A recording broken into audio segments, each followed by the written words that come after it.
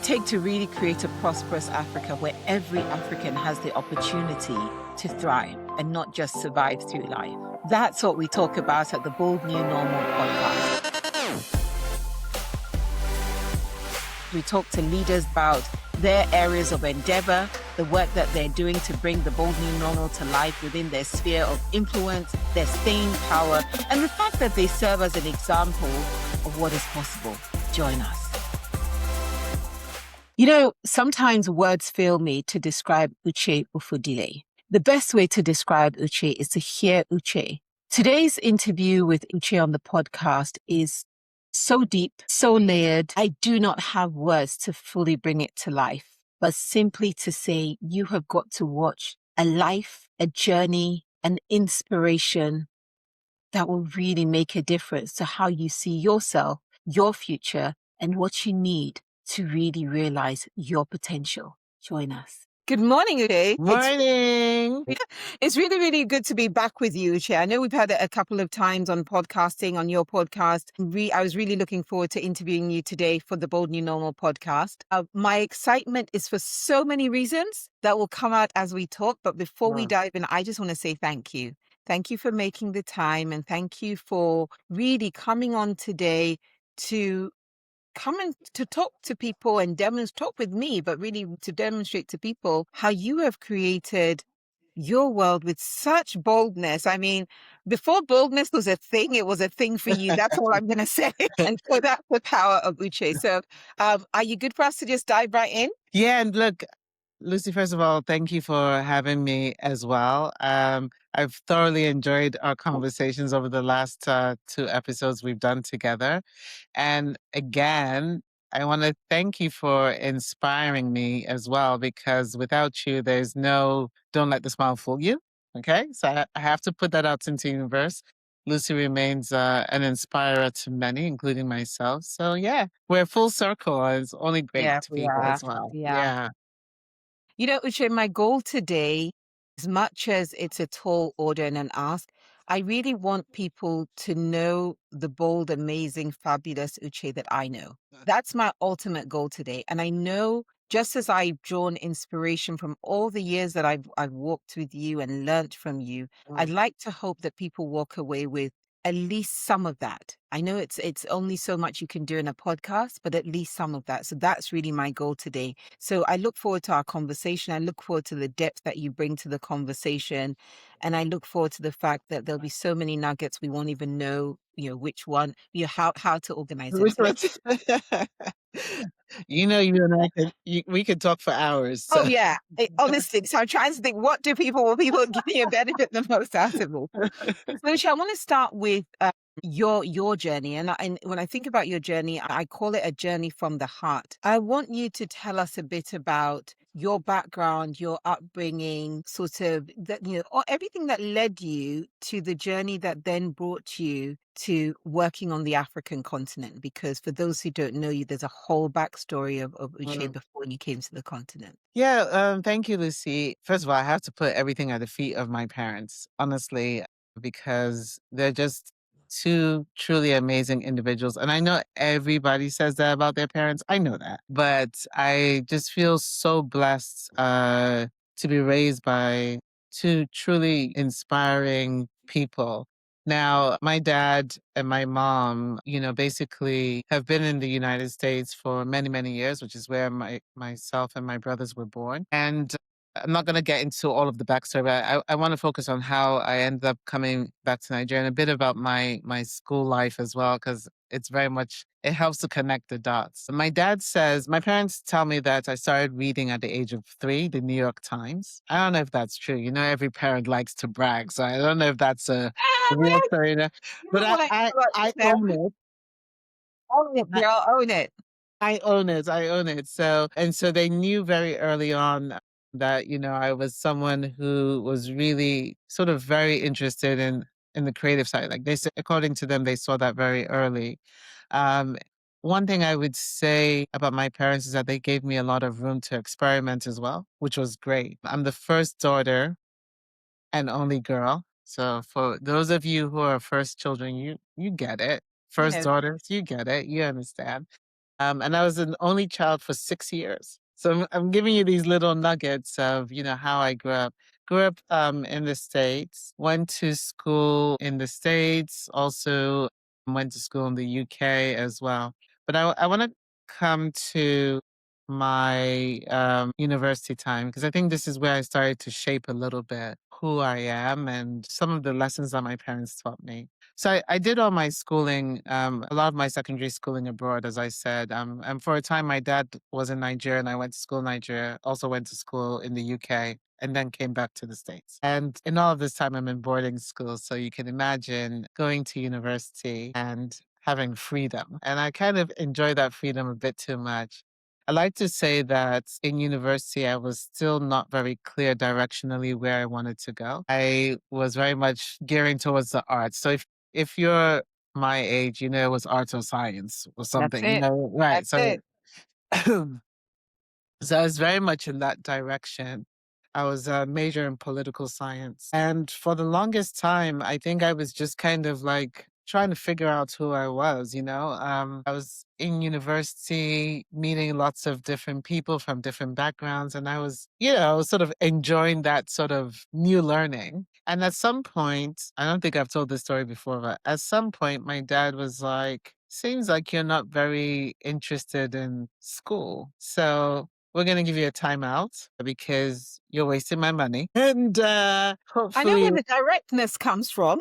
yeah, exactly. They were like, clearly you're not so focused and you're not gonna waste our money. So, you're gonna take a timeout. And so I sat out of school for a year. And not only did they say, you're not going back, they took away my car. Yeah, I took away my car and they were like, you gotta find a job. So it was just like boom, boom, boom, like, go figure out your life. And I ended up working at our local pharmacy drugstore, I guess the equivalent of Boots in the cosmetic department. And I had to walk to work every day because I had no car. They'd taken my car away from me.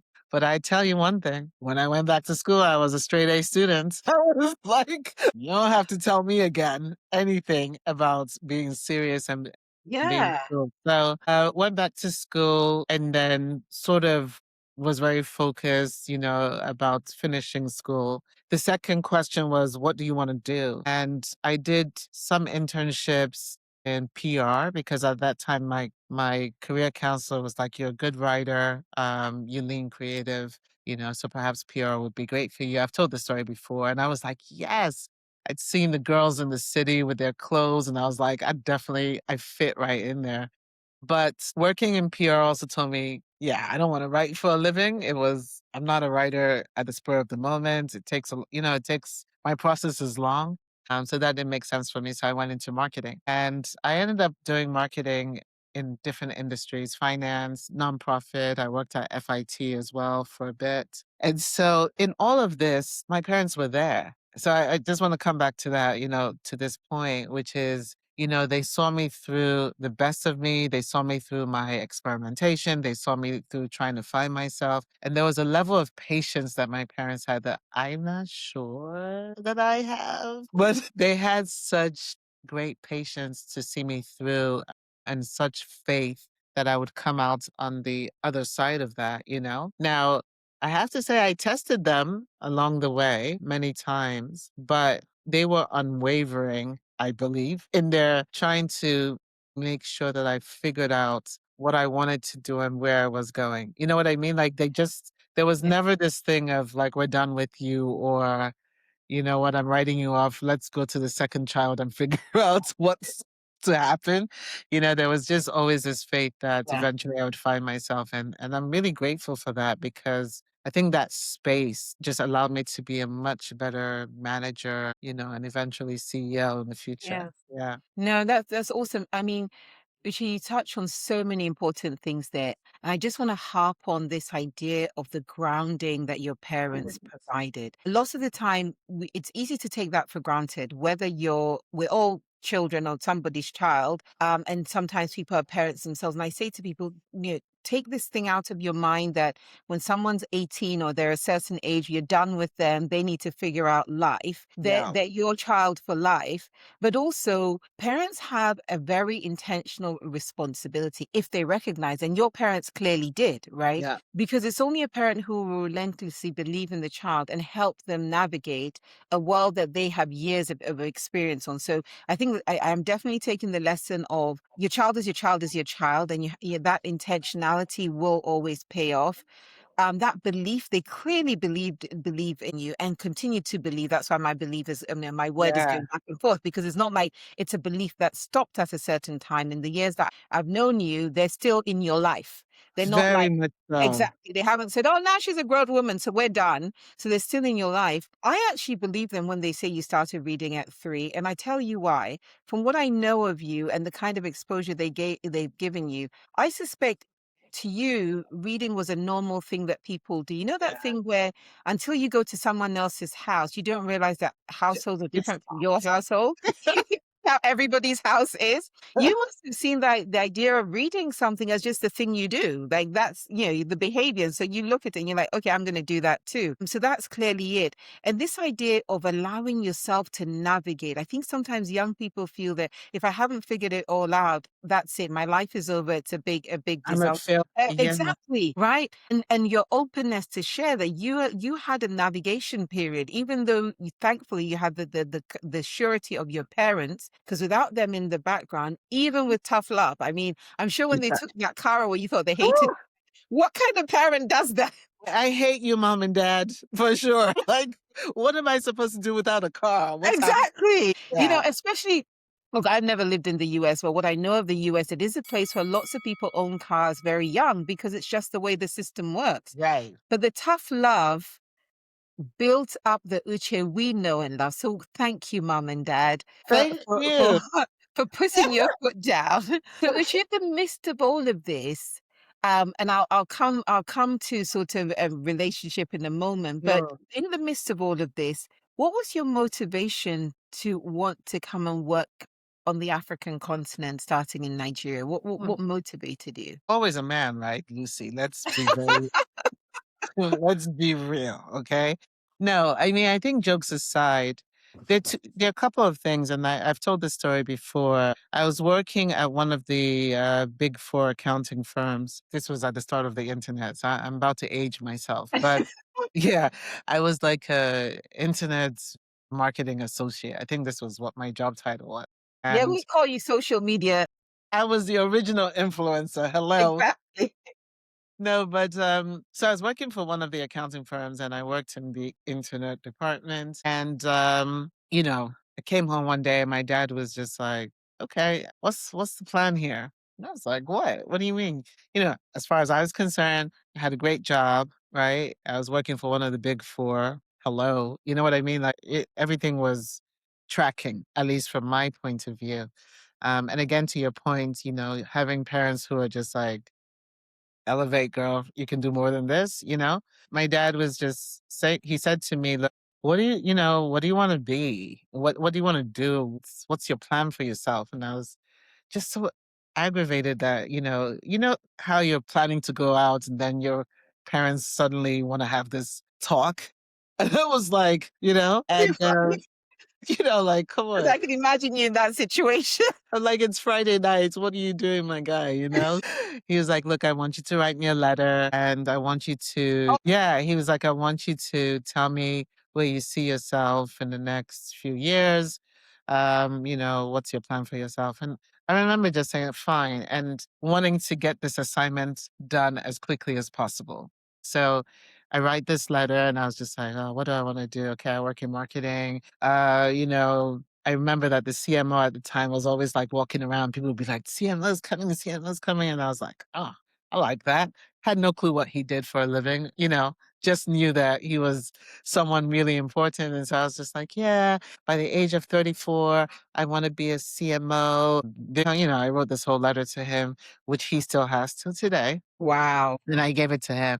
And I'm pretty sure he was just like, this woman is a joker. I don't even understand this letter. But I wrote this letter and I tell this story a lot because even though I wasn't sure what that meant or what that journey would look like, a few things happened within months. Mhm. So the first one was I met the person who was to be my future husband. Okay. And there were just so many things about that situation that made no sense. Right. So I met him. He lived in Nigeria. I mean, no way in hell was I ever even considering moving back to Africa. So it was just like I met this guy, and it was like, all of a sudden I was like, maybe I should. You see what I mean? Yeah.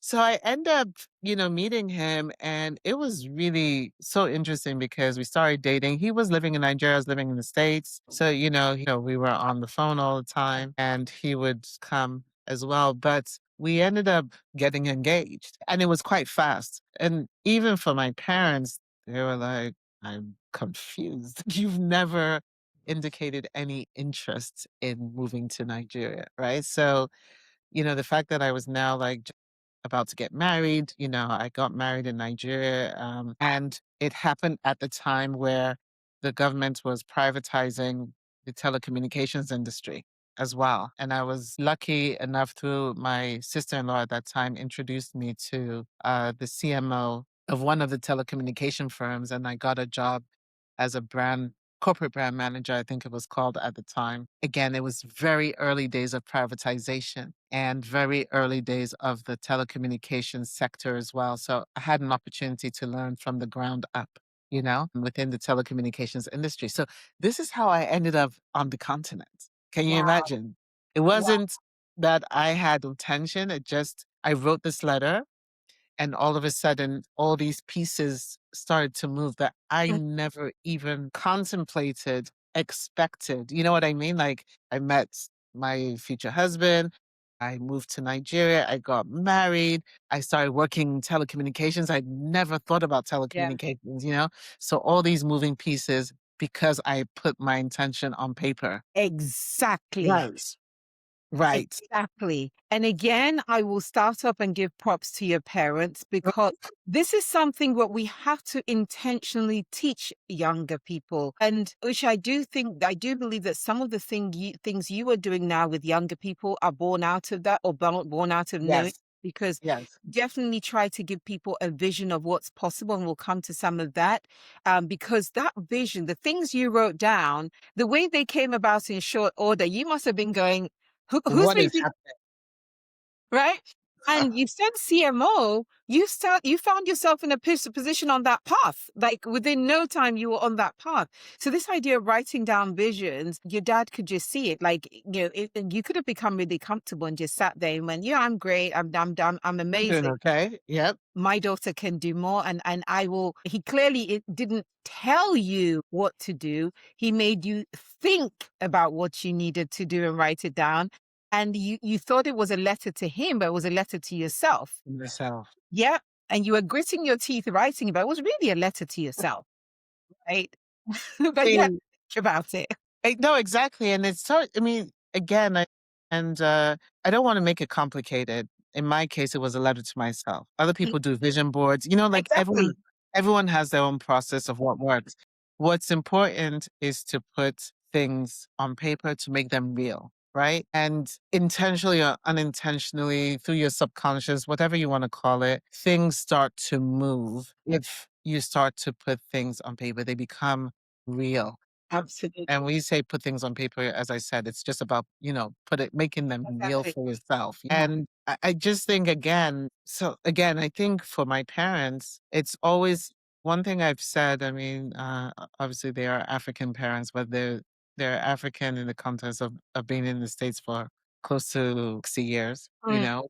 So it's a hybrid approach of parenting. But there has been a lot of room for us to find ourselves, right? So, my father was a plastic surgeon, my mom was in finance, and they've never been like, you've got to be a doctor. You have Exactly. to be this. I ended up through process of experimentation, first being in marketing. And I remember, Lucy, this is a very true story. I remember I've been in marketing for so long, but at the start of my career, as I said, which was with this telecommunications company, I had an uncle who said to me, met him one day, and he was like, "What do you do?" And I said, I'm in marketing for this company." He's like, you're going to starve. You are going to be hungry. And I was like, what do you mean? He's like, marketing. Who does marketing? Like, you should be looking for something more serious, like engineering or, being, What? I promise you. He was like, you are going to be hungry and poor. So I was like, This is a wow. bit old school, yeah, but yeah. You know what I mean? So again, in your journey, the point being in your journey, they may be naysayers, right? Yes. But you have to have the conviction of where you're going and what you're trying to Yeah. achieve. And I was very blessed in my career to have written that letter. As I said, all the pieces were moving, but also to achieve that goal of becoming a CMO at 34. Yeah, And exactly. I truly believe that in my case, Lucy, you and I can we can talk about this. That moving back to Nigeria helped to accelerate my career to some degree, Absolutely. which allowed me to be a CMO at 34. Now, I'm not sure I was a great CMO at 34, but I did tick that box, and Wow. It was a to starting, whatever that it one was was a starting point because the CMO was I worked with, Uche Ofodile, was, was not 34 anymore for sure. yeah, well, it was not the age, was amazing. He defined an entire industry. No, look, whatever the stepping stone was, you owned It was it. good. I Yeah. So I'm going to pivot a little bit into Yeah. what I want. I want to peel back and get a bit deeper on Uche. I really want to get into the whole of you because for most people listening, they're listening and coming at it as, oh, yeah, I know Uche, CMO, CEO, amazing, amazing, amazing. Don't let the smile fool you. All the amazing things, but the whole of you is more than that. The person Mm. inside. So I'm going to plead with you to indulge me a little bit Let's because I go. feel that sometimes people need to understand that Mm. life is very real and challenges of life are very real, and that the person that you encounter on the surface is so much more to that person. Exactly. So you've told us this amazing story of writing your visions down and meeting your husband and being willing to move into Nigeria. And I know where that story went and that Mm. you ended up losing your husband. Yes. And I want you to tell us a little bit about what your aspirations were, right? Because you've moved and you've got this new job and you've moved to Nigeria. Even your parents are like, Uche's gone to Nigeria. And so Mhm. you moved, but as a couple, of course you had your hopes and dreams and aspirations. And then that journey to losing him Mhm. and what it really meant for you to have to deal with this, process this, and how where did you even find the strength for this? I'll let you tell us in your own words. Yeah, no, it's listen, first of all, I want to just touch on something before I get into that story. I tell the story of moving back to, moving to Nigeria with joy, but it was difficult. You know what I mean? Like it's not somewhere I had lived, you know what I mean? So it was like I was getting married, new family, new job, new country, You picked on everything in your life. exactly, leaving my family behind. And again, as I told you, this was at the start of the privatization of the Yeah. telco sector. So not everyone had a mobile phone. Yeah. And I remember this is a true story. Two things. One was calling, going to the phone booth and calling my parents, and I was like, I want to come home. Like, yeah, I was so homesick, and it was a lot of change at once for Yeah. me. You know A what I lot. mean? And the second story is my uncle saying to my mom, she's not gonna go past 6 months here. Like he was just like, there's just no way. Like it's too much for her. Looking back now, you took on a lot. Yeah, so you know what? I didn't realize that. And actually, it's a recurring theme in my career, by the way, that I go head, I jump in head first Mm-hmm. without actually seeing all the reasons why I shouldn't. You know Yeah. what I mean? And by the time you get in, you're just like, you know what? I just got to keep it moving. And Yeah. you need to Easy. continue. Back to my husband, Emeka. Yeah, so we got married. It was, a really wonderful marriage. And a few months after we got married, we moved to a place in Lagos called VGC into our small, our small apartment. We're trying to navigate life.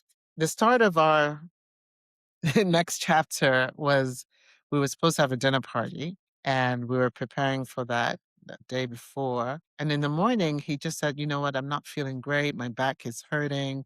I just want to go to the doctor and, find out, why, my back is hurting because it's really painful." And he had complained about back aches in the past, and he would go see a doctor and they would give him a shot or give him some pain medication. And, being the daughter of a physician, I used to ask him, like, well, what are they treating exactly? Uh-huh. He'd be like, oh, you're always, with your degree by association that you keep doing. But he went to a doctor, and something that should have been like quick, in and out, end up he ended up being there for much longer. And I remember, calling him and saying, what's going on? And he's like, you know what, they're gonna keep me overnight. And let's cancel a dinner party. So I cancel a dinner party. I drive over there and they have him on the IV. And I'm like, what is this for? And, no one could explain to me exactly why. And he ended up being in the hospital or the clinic, excuse me, for a couple of days. And again, I keep asking them, like, well, what's the IV for? What are you treating? Yeah. And no one was giving me a clear answer. So I discharged him from that clinic, and I spoke to my boss at the time, Bolaji Balogun. I'm going to name him because he's just been just such a great person to me. And I'll talk about him as a boss later, but just someone I'm still in touch with who was very helpful to me. I call him up and, remember, I'm still sort of new in the system because this is 9 months after we got married that this is Wow. happening. Right. And I say to him, like, could you recommend a good doctor? And he was like, sure. He puts me in touch with his doctor. We go see this doctor. Doctor, talks to us. He's like, okay, let's do all these. Either I can't remember if it was a CAT scan or MRI at the time, but I think there was like not many of those machines at the time in Yeah. Lagos. Imagine. Yeah. Uh, so we end up going to take these tests, and like we get the test back, and I'm reading the test. And again, like just being exposed to, some of the work that my dad's done, I was like, and in the write up from the radiologist, they're saying that he has that they could see that he has cancer and that it's spread all through his spine. Oof. So I'm reading it. He's next to me. The doctor hasn't come in the room yet. He's like, "What does it say?" And I was just like, I don't know. Let's wait for the doctor." And so the doctor reads it and he was just like, "How soon can you get out of here?" And my husband was like, "What do you mean?" He's like, "How soon can you get out of here? Like, how soon can you make it?" He's like, "Do you have family in the States or the UK?" And I was like, "Yeah, like my parents are in the States." He's like, "Well, how soon can you get there? Because you need, there's nothing, we can't treat you here. Oof. Like you need to go somewhere that is better equipped to manage this." And so within 3 days, we were out of here, right? We were out of Lagos within 3 days. And again, kudos to my boss at the time because I called him and I was like, this is the situation. He was like, you know, Go. go. And so we fly out to New York. And the next day he was in the hospital and it, apparently it had spread so much that they couldn't find the original source Oh of the my cancer. goodness. Yeah. And so just imagine like I'm 9 months into this marriage and here's this bombshell, and we ended up staying in the United States, I think for the next 18 months or so, or 15 to 18 months. And for anybody who has had to take care of someone with a terminal illness, it's difficult. You know what I mean? Like, there are all the doctor appointments, there's the pain that that person is going through, that Yeah. there's trying to manage that person's realization of what's going on with them. And Yeah. then in the background is your own realization of what's going on. And again, I just listen, Lucy, I said after this, I would never disobey my parents again because, they were just 100% there. Of course. We ended up staying with them in their home. You know what I mean? And, they were very much my support Of in course. all of this. You know what I mean? Because Yeah. I can't imagine, and many people do, and I don't know how they do it, but I couldn't imagine having to go through that journey by myself. You know what I mean? Like Yeah. my parents were there. My dad obviously was speaking to his colleagues about his son-in-law, trying to ensure that, he had the best care possible. And my mom was, you know, cooking, helping wherever she could help, you know what I mean? And that was an incredibly I think I was on, what do they call it? Like, just I was on Autopilot. autopilot, thank you. I was just, like, on autopilot. You don't allow yourself to think too much about it. But I had such a community of people who were so wonderful to me. Like, I had one of my best friends from college who would come to cut his hair. You know what I mean? Like, my girlfriends would come visit. So just trying to make what was a very incredibly difficult situation manageable, you Yeah. know? And in the beginning, before his illness, worsened, like, we would do stuff, we would try to go to movies, like, just to, get him out of the house and also to just not think about what's Yeah. happening because you're constantly, medication, doctors, this, that, so that's your life. Yeah. And you have to find ways to distract yourself from it. Obviously, also his family would come visit from, Yeah. from Maryland and everything. And at some points, within this 15-month period, the doctor said to us, like, there's not much else we could do. You have to sort of make a decision about whether to go home or not. We went to another hospital to have a second opinion, and they were like, look, there's really nothing else to be done. So we planned our trip after, as I said, I think anywhere between 15 to 18 months back to Nigeria. You know, I think, you are dealing with the fact that you're going back home for the final piece of this journey, right? But there's also in the back of your mind this hope, right? Because you listen to the statistics like, this sort of cancer, only 5% people survive, for instance, and you're like, I'm going to be we're going to be one of that 5%, Yeah. right? There's always this hope in the back of your mind that, it's not going to happen to you, right? So we ended up moving back to Nigeria. And as I mentioned earlier, this cancer was in his spine. He had to have spinal surgery so that he could walk again. There were all these things we've been through. We get back to Nigeria. And there's the conversation around healthcare in Africa is always a Oh topic. gosh. It's always a How many topic, podcasts right? can we do on that one? But let's Exactly. focus on you. Exactly. But it's all the things that you take for granted, Yeah. right? Abroad now. So pain management, all of these things. But there are also the good things, right? We were able to afford a 24-hour nurse, in the house.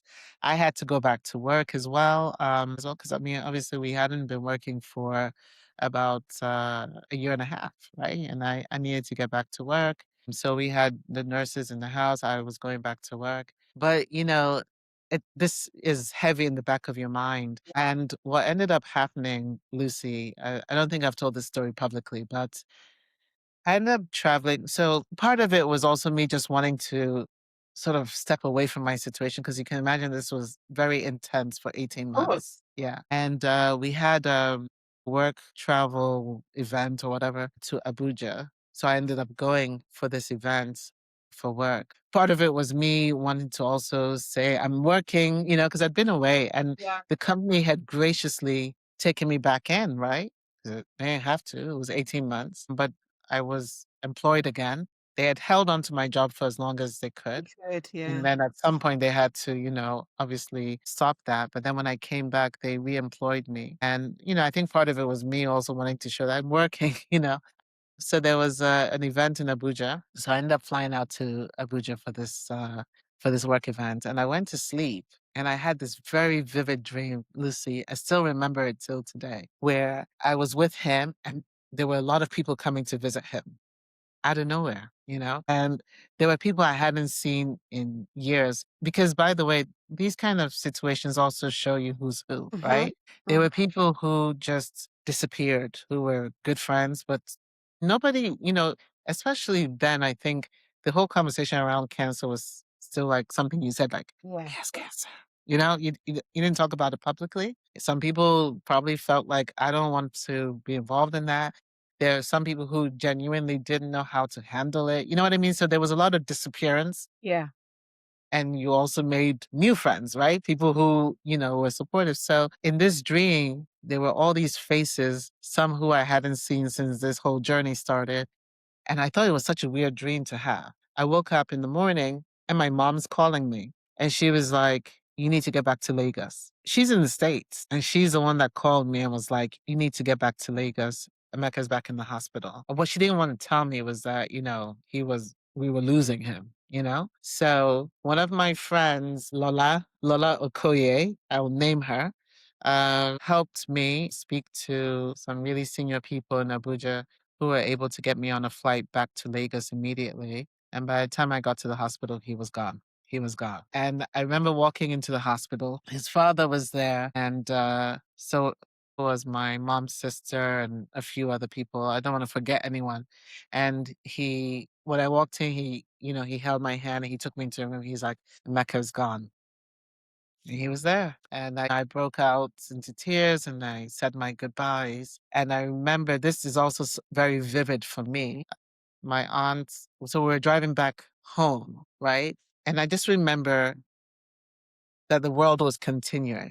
So this thing had happened, right? And nothing had stopped. Like there were people arguing in the streets, there was traffic, there was noise, there was all this bustling, and I had just lost my husband Yeah. and nothing had stopped. Like the world continued. And I threw up in the car Oh, because I was just like, how could this be happening? Why is the world not stopping? yeah. This terrible thing has just happened. Yeah, because your world Yeah, has stopped. yeah. Your world has. So that was incredibly. On one hand, it's probably one of the most painful things that's ever happened to me, and I don't even want to minimize the pain that was for his family as well, because he was the only son of theirs.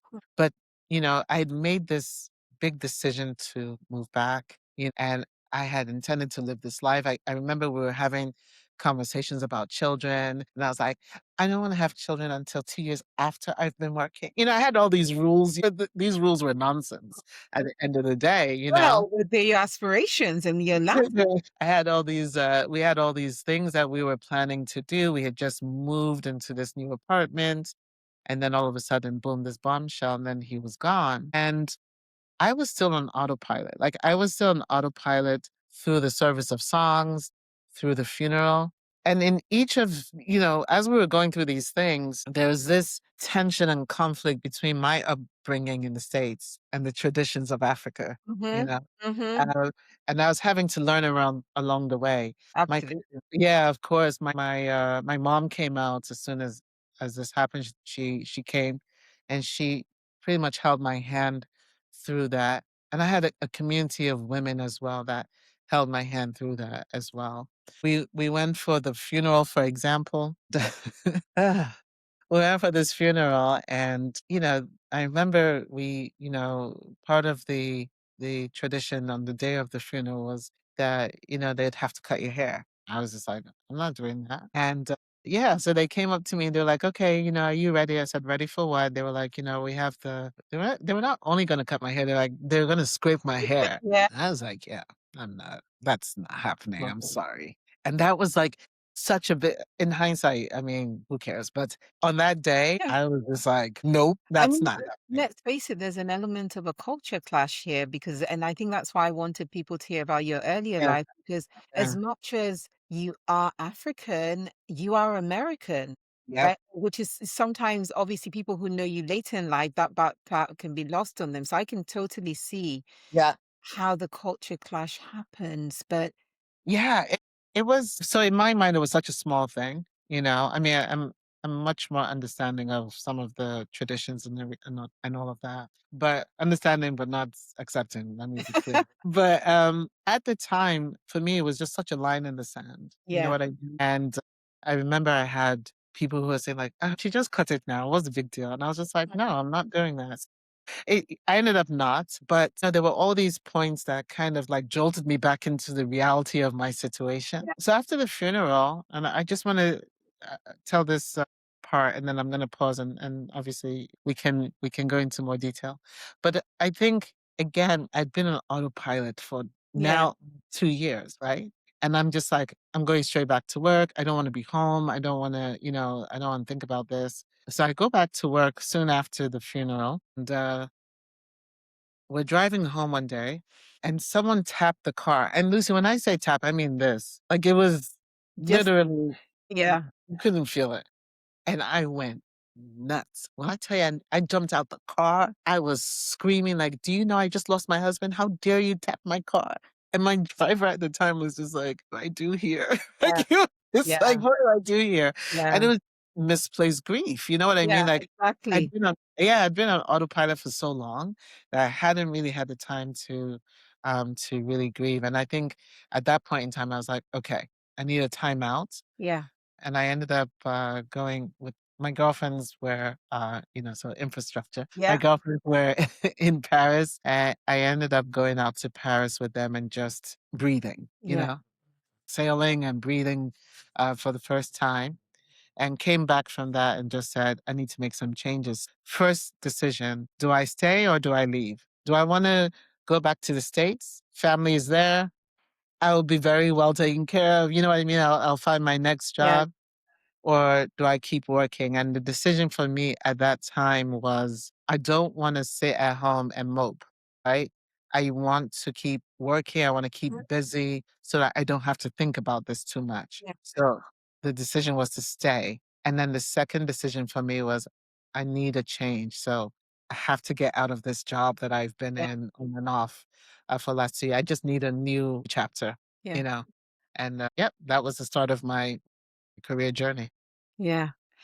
A Honestly, lot to unpack. honestly, I feel because obviously I know some of this story, but we haven't had this conversation to this depth of you literally walking me and everyone else listening through your personalized experience of falling in love, getting married, being so excited, and then within very short order, 9 months.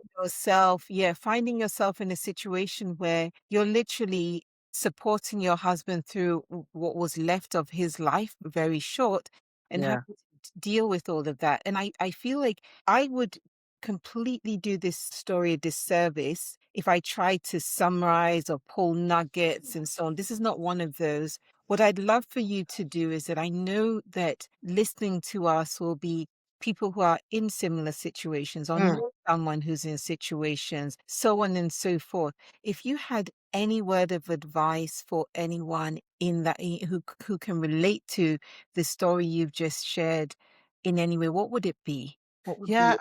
I think I think there are 2 things, right?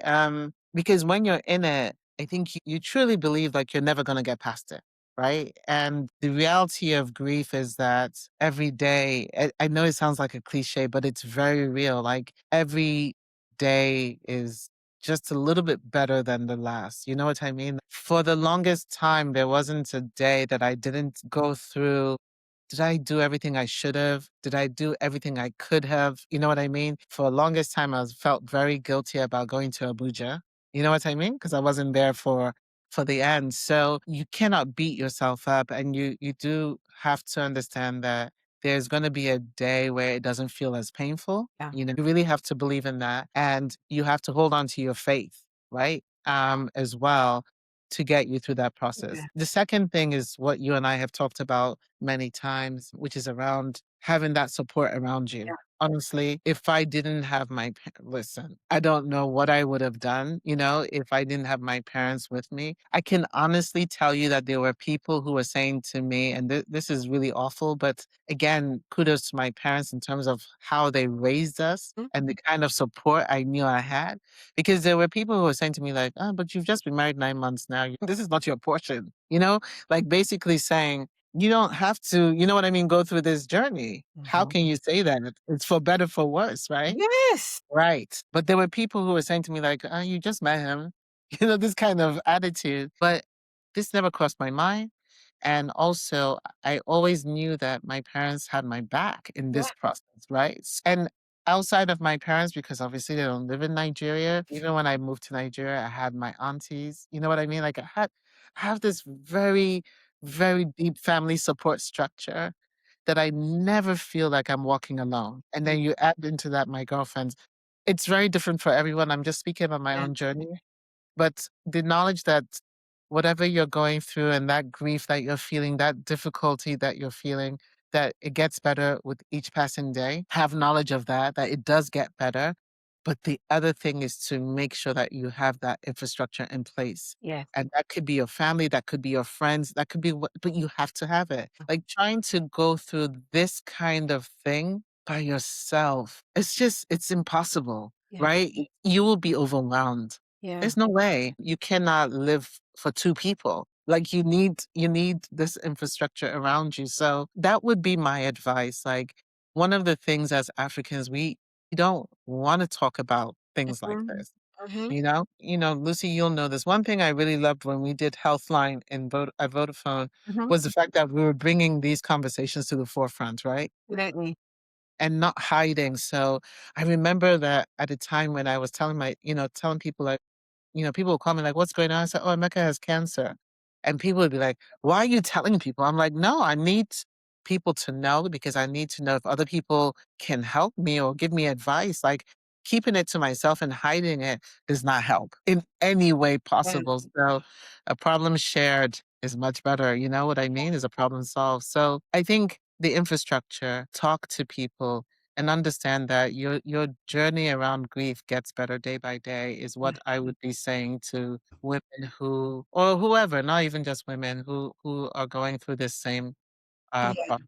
Yeah, Yeah. yeah, Uche, can I add one more thing on there? yeah, I think you are also very practical. So you obviously held on to faith and belief, but you also quickly, from what you told us today, went into solutioning. yeah. When the doctor said, "How quickly can you get out of here?" You weren't like, "Oh, but how about then?" You were like, "Okay, this is what we're doing next," right? And so important that people understand that things happen in life, and what you're saying to us is face it and do something Deal about with it. it. Don't go and hide out somewhere and wish it wasn't happening. Deal with what's in front of you. I mean, honestly, Uche, again, I have to say thank you again for that piece. We're not done, but I have to say, Yeah, no, because you really opened yourself up to us, and so many people are going to walk away with this and come back to this and share it with someone and ask someone else to come and watch it, because we see, and you are a powerhouse, so that is a given. But sometimes behind the powerhouse, people forget the person and all the things that happen in the person's life. So forgive me that I'm going to carry on and move beyond that I story. know, And I please. almost Let's feel do, guilty but about that. that's I'm real gonna ask life, that right? question. Exactly. There are other chapters.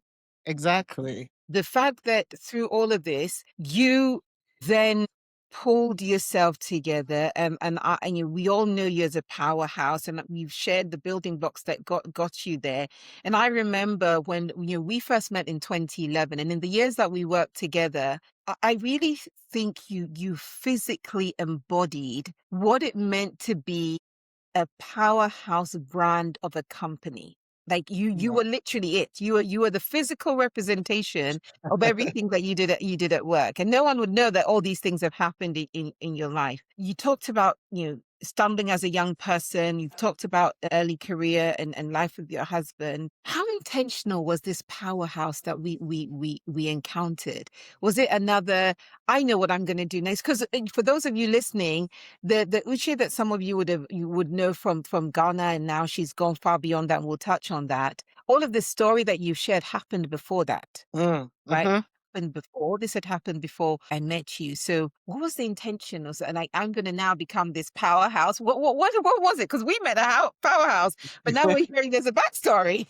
So how intentional was that? No, I mean, one thing maybe subconsciously going through that kind of trauma gives to you is the belief that you could do anything, right? So you truly believe you've been through one of the worst things possible, right? And you've survived that. So Uh-huh. I'm going to go for broke now, right?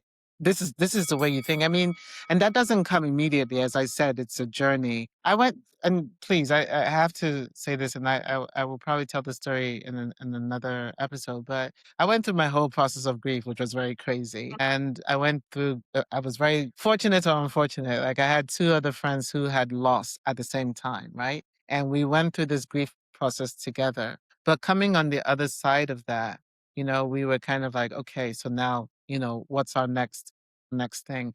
And as I said to you, I ended up switching jobs. I went to work in a completely different industry. and then still felt, you know what, I want more change, and ended up coming to Ghana as a head of strategy and brand, and then eventually CMO. And to answer your question, one thing for me when I go into an organization, I'm very keen to say, what's the kind of impact that this organization should have? So a lot of people start with an organization by looking at the numbers, and I don't. I start by looking at, if we have this kind of impact, the numbers will be delivered. This is the way I look at it. Maybe it's wrong, I don't know, but that's what I've been doing my entire career. Yeah. So when I was looking at Vodafone, and we looked at things like brand metrics and NPS and, everything that was going on with the organization, I felt that there was such an opportunity to have a huge impact in the country. And also believed, and I still believe to today, that the companies that we work in have a responsibility to elevate. You know what I mean? I think that's the journey that we went on in Ghana. Like, how do we elevate? And I think when you go through a journey of elevation, you are also being elevated. You know what To- I mean? Like, to- does it make sense? Yeah, you're also elevating. There's some things I was very intentional about, like the wearing of red, for example, yeah. because I wanted to make sure that, the brand was represented at all times. Now, I'm in a very different role now, and I don't do that any longer. You know what I mean? But for that period of time, it felt Was right. It felt very right to do. You know what I mean? People in the organization will tell you that I was brand obsessed. I mean, I remember walking into our our office one day, and we had this TV in the reception, and there was a Airtel advert playing, but the news was on, and there was an Airtel advert playing when I walked into the building, and I went crazy. nuts. I was like, "I'm sorry, am I the only person seeing this?" Is somebody kidding me? Right? So, just I think we tried to do elevation. The second thing was just about the strategy of where we would play. So we had this thing on the wall at the time in my department that said fewer, bigger, bolder. So we were not going to play in every space, but we're going to do things in a very big way that had Amazing. a lot of impact as Fewer, well. bigger, bolder. The guys, fewer, Fewer, bigger, bigger, bolder. bolder. Focus. Focus. Focus and impactful, right? Yeah. As well. So I think those were the building blocks in terms of, the intention. Like, we're not going Yeah. to do everything. We're going to be bold. We're going to be all about impact. And when we do those things right, then we get the results. Yeah. And in that journey, everybody had to be at that level of delivery, right? Yeah. So you couldn't be an agency and, do sort of mediocre work and roll with us, because we're only doing three things Yeah. and they have to be done brilliantly. And so you have to be at that level to be able to execute and build with us. So it started to remove, The noise, like, the yeah, hobbies. like, you had to be able to step up, and Yeah. at that time there were very few companies that were willing or able to step Mhm. up, but those who could did, and we were able to build a really great story together. A story that and a legacy that persists to this day. So, thank you for raising the bar so high of what it means to not just manage a brand, but build a brand, make it really stand out and inspire and impact a nation. Because I think that impact you wanted to have for the company really then had a huge impact on the country as a whole. And I think that's why people remember your work and love your work, because the impact goes way beyond the time in which you were doing it and the company within which you were doing it, because you were thinking broader than that. And so, building on that point, and I, of course, I did a pod where I talked about aspiration and your Well, impact on my aspiration. And I won't go back to all of that, because I know most people have listened to that if they're listening to us now. But you were very clear on what comes next. And now we all know now what has made Uche. So we know why she knows what comes next, right? And beyond that Vodafone CMO experience, you've gone on to be CEO three times, like you're on your third yeah. year. So you're seasoned. Let's be. I call out the number because I want people to recognize that we're talking to a seasoned telecom CEO, and you knew you were. I think you definitely knew you were going to get there, or you were sure that that's where you're going. All right, and you got there. I want you now to this time speak directly to women because it's a tough role to aspire to, tough to Mm, get into, tough to stay in, especially for as long as you have. Right. So I'm calling out all the reasons sure. why I'm asking you this question. So if you were talking to a young woman aspiring to this role, in this role, and talk to her from the perspective, from Uche's perspective of what you wish you knew already, what has kept you passionate about the people in this role, Mm. and your aspiration for the next generation of women coming up. What would that be based on what you've known for being a multi-year, multi company CEO? Yeah, so I think so. Listen, I'm gonna just step back for a second, because I need to tell this story. I had such a good track record as a CMO. And as we mentioned, we're very deliberate. Nothing was too small to be deliberate about, even down to music strategy. Hmm. Yeah, so nothing was too small to be deliberate about. And I think that was very important. And I really enjoyed having impact, right? One of the reasons I now start to pursue, this whole thing around becoming a CEO was just, again, coming back to leadership infrastructure. I had a coach who was asking me, like, so what do you want to do beyond this? And I was like, CMO, bigger market, like robots. I love that Yeah, you say from. CMO, bigger market. And she was like, "But why?" And that's just, that's what you believe the path is, Yeah. right? You don't look left or right. You just assume like it's just going to continue like this. And, she said, "Have you thought about being a CEO?" I've told the story before. Have you thought about being a CEO? And then I said, "No, but now you've put it in my head. I'm going to be obsessed with it. And I did. So the first thing I'm going to say to women is, and I'm very impact driven, and I don't think there's a role that has more impact than a CEO. Yeah. Okay. So that's the reason, right? I was not chasing titles. I was not chasing the title of CEO because I want to be CEO, right? It's very much linked to my desire to have impact, which is why you'll see I'm very consistent in every single organization. My playbook is very similar in terms of there's a huge focus on Mhm. impact beyond the delivery of profit. That's very important to me. I don't want to be only known for 20% growth year on year. And those things are important. Please don't get me wrong, but that's not the only thing I want to be known for, right? I want to be known for building platforms and all of this other stuff. So the first thing I'm saying to women is that if you choose to have a career that's about chasing titles, you're going to be sad, right? In the sense that you're not necessarily going to have the success that you're looking to have, right? You deeply have to care about the work that you're doing. For me, anyway, that where's there's been a disconnect between how I feel about the work I'm doing, I don't give my best. I really just don't, right? So I want people to be very careful about chasing titles because the CEO job is hard. Yes. It's extremely hard. And so you have to care deeply about it and about the impact that you can have to do that job effectively. It is a hard job. There's no day, I mean, if I think about the week I've just had, there were multiple fires because you don't control everything. Yeah. Um, and you're responsible for everything. Totally. That's a very sort of tough thing to be in. So I encourage women to look into that, but they have to be, I believe that you have to be someone who cares about impact, right? Mhm.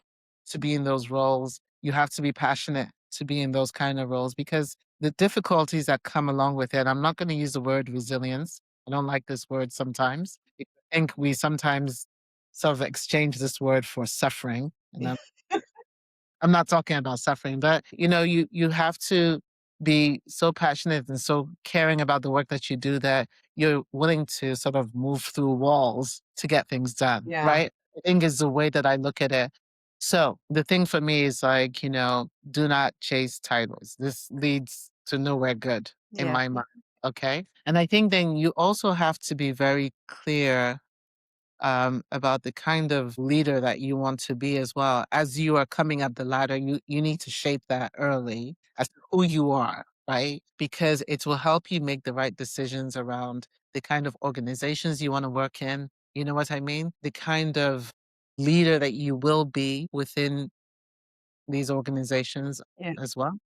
And I think the third thing, which is to never feel that you have arrived. Oh, And please, I, and louder I, for the people and in the back.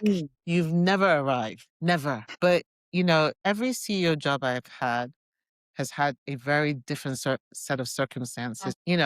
After DRC, I was like, yeah, I've been a CEO. I got. Yeah, I got this. I went to Liberia. Liberia tested the heck out of me, Mm-hmm. and I came to Benin. And the first 2 or 3 years in Benin, I was just like, yeah, I got this. And then, new challenges came. And so you can never feel like you've arrived, which means that for women who are looking to become leaders, this idea of being a curious leader is really important. This idea of being someone who is dynamic and adaptable is really important. You know what I mean? This idea of building a very deep toolkit is important. That every role coming into this role teaches you something. So I tell people that, one of my first internships was as a receptionist for architectural firm, right? Another internship I had was with Jaguar Cars. Both of those jobs gave me tools that I'm still using till today. Nothing is too small. Nothing is too small. Nothing is too small. You might remember this, Lucy. When I started to have grad execs working with me as assistants, there was such pushback within the organization. I was saying to them that, look, your job as an assistant, and I'm not talking about the assistant that gets tea and coffee. I'm not Mm-hmm. talking about, but an assistant that is doing presentations, that's sitting in the meetings, you're learning and you don't even realize you're Yeah. learning, right? So don't look at any job as, I'm not doing that.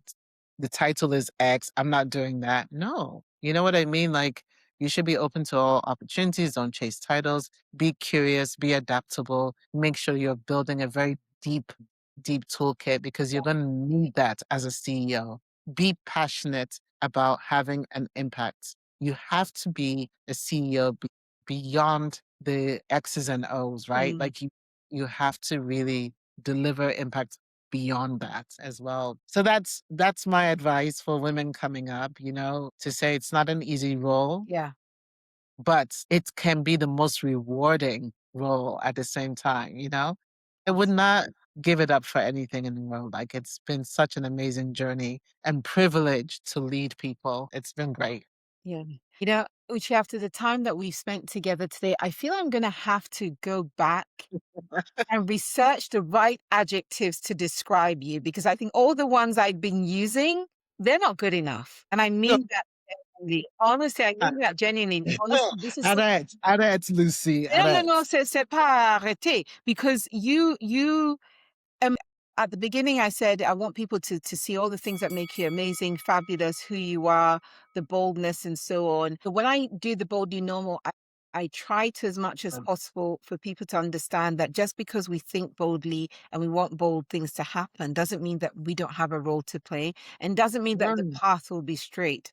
And you've literally taken us on a journey that really epitomizes all of that and more. And I mean that genuinely. So I would love for people to I need new adjectives, but I also am very intentionally going to say that for everyone listening, if you haven't done so already, please go and find Don't Let the Smile Fool You.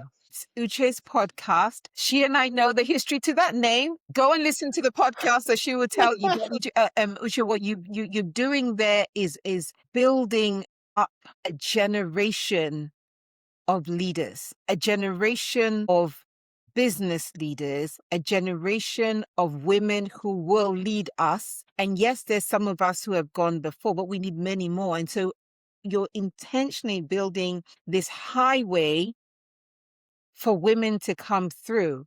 And I know you have several other plans, and I won't go into all of them here, but people, please go and listen to Don't Let the Smile Fool You. Go and watch Don't Let the Smile Fool You.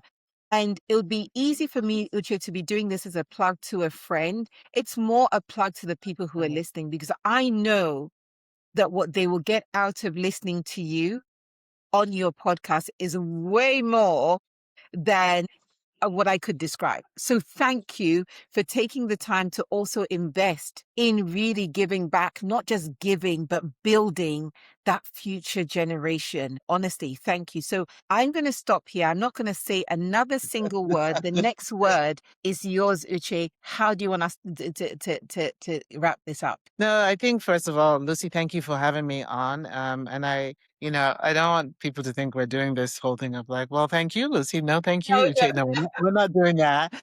But, and I've said this before, we've had this conversation before. One other thing that I think is very important for women is to surround themselves with women that make them better. There's no point you being the smartest person in the room. There's no point, being the best person in the room.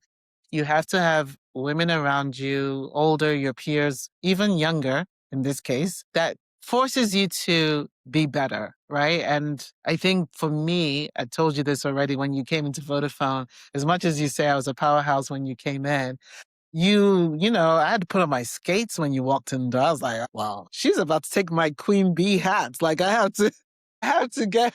gotta get on my toes here, right? So I want to thank you also for continuing to push for us as Africans and women, because your conversation on your podcast and your book is very Pan-African, which is very important to be better. And to think bigger, not just for ourselves, but for the continent that we're on. This is the continent we have. And so I wanted to recognize that as well. And, I will also say this, for my podcast, as I know you're also doing as well, is to make sure that we're very responsible about the conversations that we have, that we curate very carefully, right?